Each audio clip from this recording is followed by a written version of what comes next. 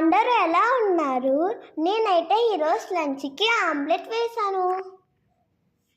సరే అండి, నేను ఇప్పుడు ఒక కథ చెప్తాను. ఒక ఊరిలో రామయ్య ఉన్నారు. ఆ రామయ్యకి నలుగురు కొడుకులు. అప్పుడు రామయ్యకి హెల్త్ బాగాలేరు. వాళ్ళు నలుగురు కొడుకుని రమ్మన్నారు. అప్పుడు పిలిచాక కొన్ని స్టిక్స్ తెమ్మన్నారు. ఆ స్టిక్స్లో ఒక్కొక్క స్టిక్స్ని ఒక్కొక్కటి తీసుకోమన్నారు.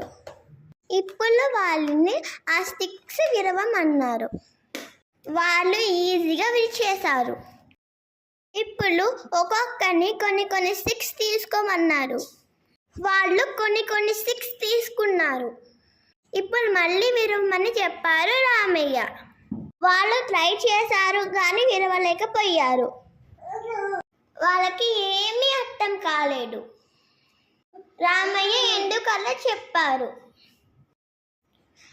అప్పుడు రామయ్య తన కొడుకులతో ఇలా అన్నారు, చూసారా, ఒక్కొక్కటిగా ఉన్నప్పుడు ఈజీగా వచ్చేశారు. అదే ఎక్కువగా తీసుకున్నప్పుడు విరవలేకపోయారు.